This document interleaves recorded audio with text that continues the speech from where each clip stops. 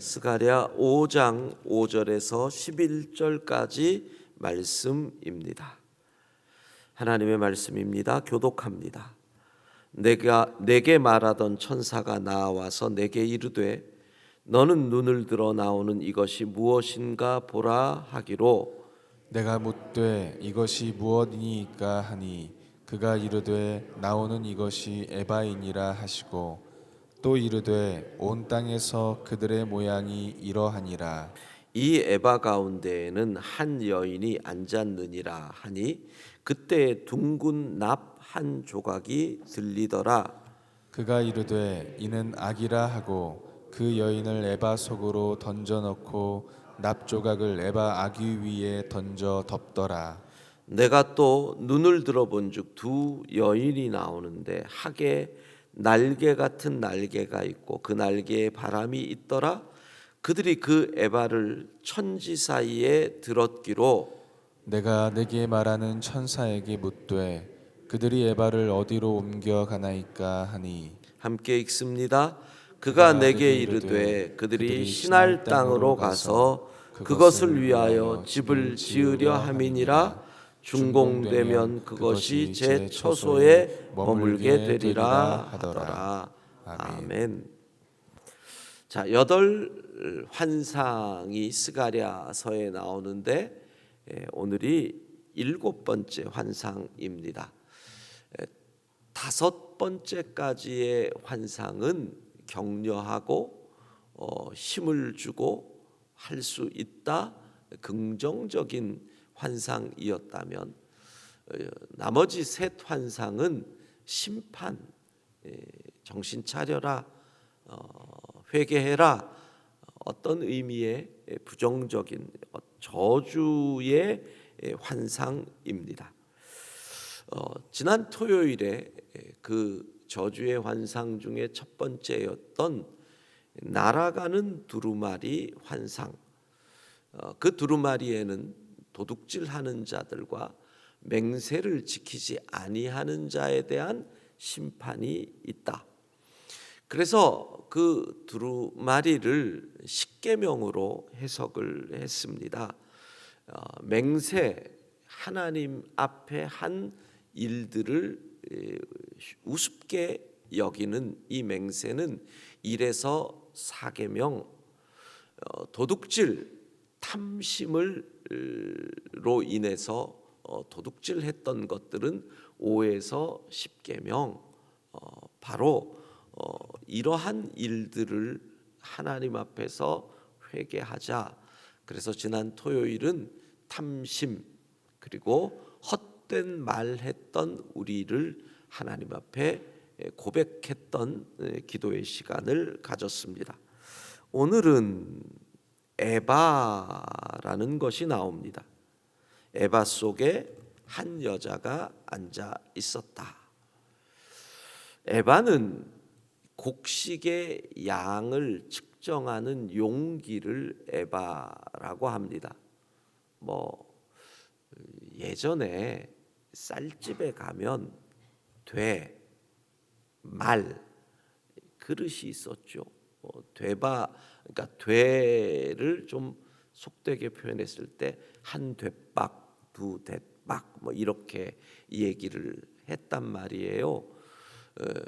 지금처럼 디지털 저울이 있어가지고 그 저울 위에서 무게를 재던 시대가 아니니까 곡식의 양을 측정하는 그릇이 있던 그 시대의 에바가 바로 그 용기를 얘기합니다.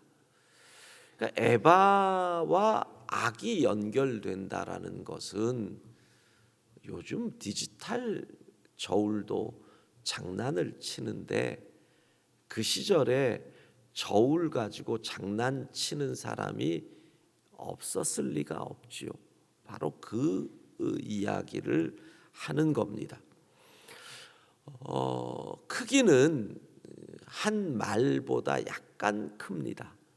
말이 18에서 19리터 사이 정도의 용량인데 에바는 22리터 정도의 크기라고 합니다. 그런데 이 에바 속에 한 여자가 앉아 있었다. 성경은 정확하게 8절에 이는 악이라. 악한 여자, 계시록적 표현, 또 뭐 구약에도 그런 표현이 나오지만 하면 음녀라고 얘기를 할 수 있겠습니다. 성경에 이 음녀라는 표현은 먼저는 우상 숭배를 하는 타락한 백성들, 또 악으로서 믿음의 사람들을 유혹하는 어떤 사단의 또 다른 모습, 이런 식으로 사용이 됩니다. 그런 거잖아요. 남편이 있는 여자가 다른 남자와 문제가 생긴다. 그게 곧 음녀라는 거니까 하나님을 섬기고 주님이 우리의 남편인데 다른 피조물을 섬기는 우상을 숭배를 하는 것이 곧 음녀와 같다는 거지요. 제가 개인적으로 생각할 때 앞으로 아마 몇십 년 내로 이 음녀라는 표현도 많은 이 페미니스트들에게 공격을 받는 표현이 될 것 같습니다. 뭐 따지고 보면 남편이 있는 여자들보다 부인이 있는 남자들이 나쁜 짓 더 많이 하는데 왜 하필이면 음녀냐? 그렇다고 음남이라고 하기는 좀 그렇고, 하여튼 이 성중립적인 표현들을 쓰라. 뭐 요즘 성경에 그런 이 일들이 이 서구에는 이미 그렇게 성중립적 표현을 쓰는 번역들이 나오고 있거든요. 아마 이것도 그런 시비가 걸릴 표현이 될 것 같습니다. 어찌 됐던 이 여인이 에바에 앉아 있는데 8절을 보면 그 여인을 에바 속으로 던져 넣고, 그러니까 앉아 있는데 던져 넣었다는 것은 에바 밖으로 나오려고 하는 시도를 한 거지요. 그것은 악이 차고 넘친다. 악이 차고 넘친다. 그때 다시 이 여인을 에바 속으로 이 악을 던져 놓고 납으로 그 뚜껑을 아예 막아버렸다. 뚜껑 삼아서 인봉했다라는 겁니다. 아까도 말씀드렸지만 지금 포로에서 귀환한 이스라엘 백성들이 어려운 삶을 사는 가운데서 부도덕한 상행위들이 그 공동체 내에 만연하고 있었다라는 것을 지금 하나님은 경고하고 있는 겁니다. 저울을 속여서 부당한 이득을 취하는 이들이 많다. 그러면서 동시에 지금 이 에바 속에 있는 한 여인은 무엇을 이야기하느냐? 우상 숭배에 대한 경고도 있는 겁니다. 실제로 그 당시에 사람들이 힘들고 어려우니까 창세기부터 등장하는 우상이 있죠. 드라빔이라고 하는 그런 작은 우상을, 근데 포로에서 귀환한 사람들이 그런 게 있으면 안 되니까 에바 안에 숨겨두고 우상을 숭배하는 일들이 벌어졌다는 거죠. 그리고 아마 뭐 뚜껑까지 덮었는지 모르겠습니다. 이거는 근거가 있는 건 아니고 제 추측으로 말씀을 드리는 건데 그런 게 아닐까. 작은 우상을 만들고 이 에바가 곡식을 담고 측정하는 거니까 이 그릇이 차고 넘치기를 바라면서 그 안에다가 작은 우상 놔두고 비나이다 비나이다 뭐 혹시 그런 거 한 건 아닐까? 이건 추측이에요. 근거가 없으니까 어디 가서 우리 목사님이 이랬대 이러시면 곤란해요. 그런 그냥 추측을 이 그릇이 차고 넘치도록 복을 달라 뭐 혹시 그런 것은 아닐까 이런 생각을 해봤습니다. 그런데 그 다음에 이렇게 나오죠. 내가 또 눈을 들어본즉 두 여인이 나오는데 날개가 있고 천사를 이야기합니다. 이 두 여인이 이 에바를 들어서 옮기는데 시날 땅으로 옮깁니다. 그런데 그 처소에서 집을 짓습니다. 처소라고 하는 곳이 요한복음에 특별히 나오는데 우리 예수님께서 제자들이 십자가 지고 떠날 것을 걱정하니까 염려하지 마라. 내가 먼저 가서 너희를 위하여 처소를 예비한다. 처소는 두 가지가 준비가 됩니다. 우리 주님이 준비하시는 믿음의 사람들이 승리하고 선한 싸움 다 싸우고 가서 머물 천국의 처소가 있는가 하면 저 하늘에는 눈물이 없고 슬픔이 없고 애곡하는 것이나 아픈 것이 없는 그 처소.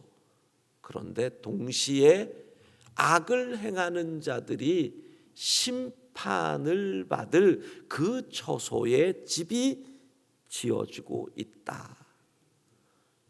그것도 하필이면 어디? 시날 땅. 시날 땅은 뭐가 있던 땅이에요? 바벨탑이 쌓여지던 땅. 그러니까 상징이죠. 하나님을 거역하고 하나님같이 되려고 하던 이들이 심판을 받은 그 시날 땅에 지금 악을 심판하기 위한 처소가 만들어지고 있다라는 것입니다. 자, 오늘 우리가 생각해야 될 것은 다른 것이 아닙니다. 우상은 과연 무엇일까? 너희가 지금 우상을 숭배하고 있다. 우상은 그것 때문에 하나님이 잘 안 보이게 된다. 나로 하여금 하나님을 향하는 시선을 빼앗는다. 그게 우상이지요.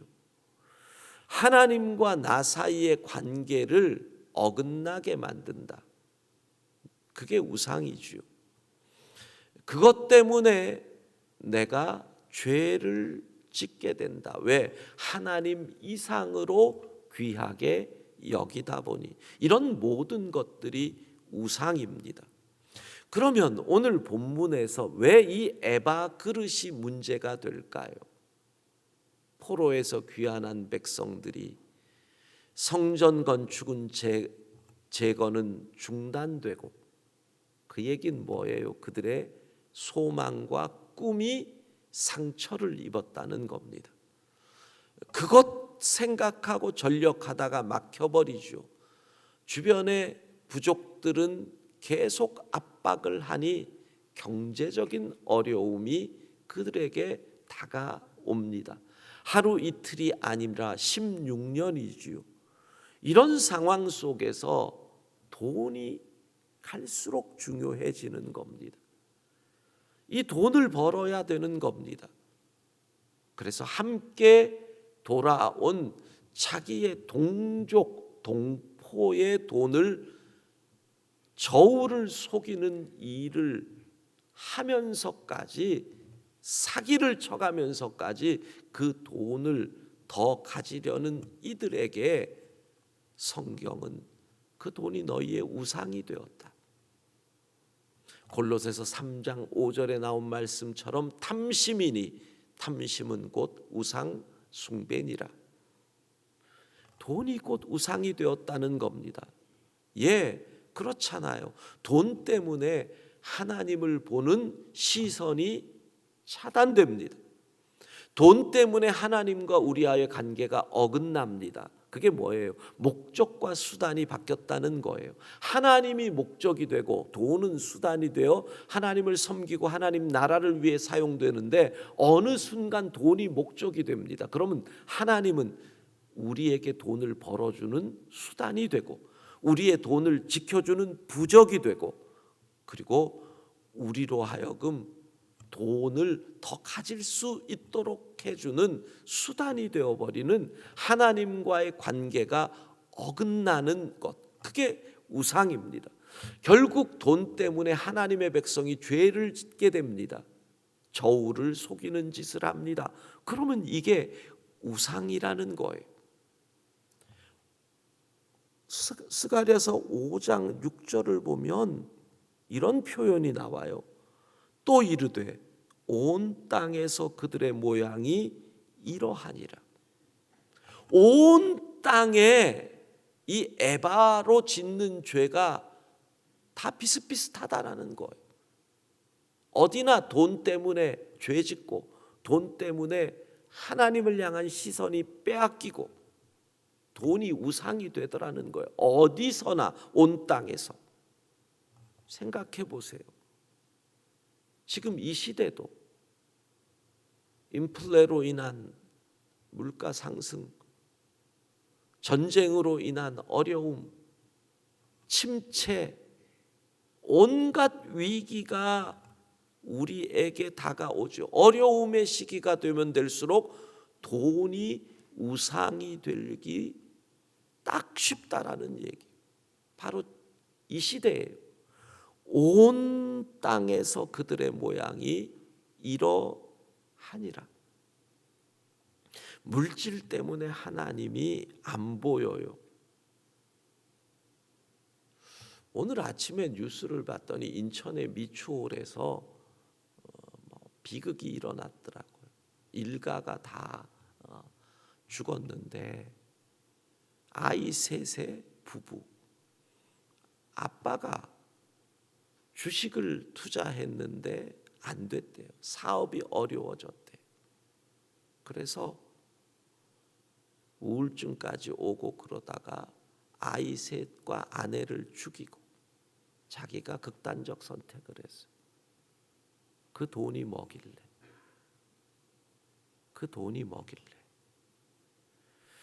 주식을 투자해서 그 정도로 됐다라는 것은 뭔가 주식을 통해서 일확천금을 노렸다는 거거든.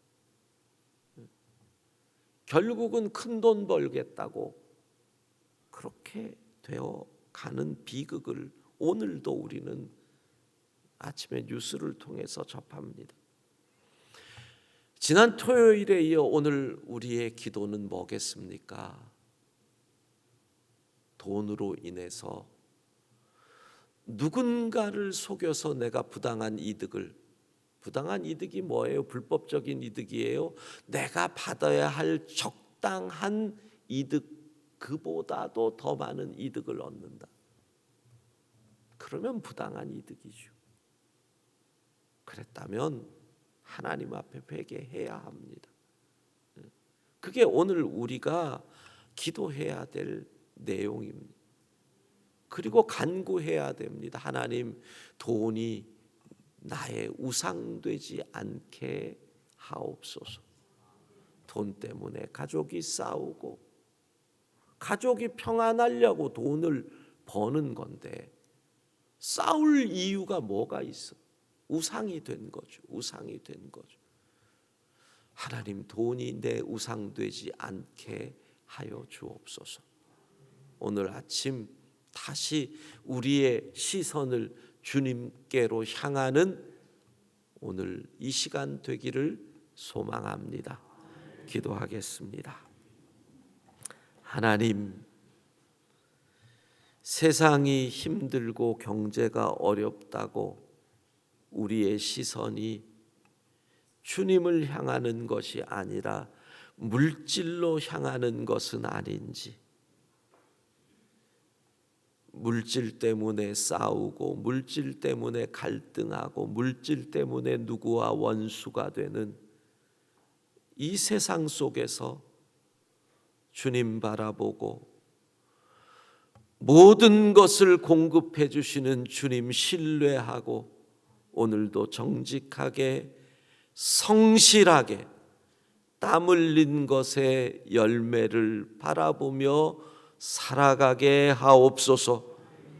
우리의 삶의 자리를 복주셔서 눈물을 흘리며 씨를 뿌린 것마다 기쁨으로 단을 거두게 하옵소서. 하나님, 삶의 자리로 나아갑니다. 주께서 우리의 생업의 자리도 지켜주시고 가정도 지켜주시고 자녀들도 지켜주옵소서. 예수님 이름으로 기도합니다. 아멘.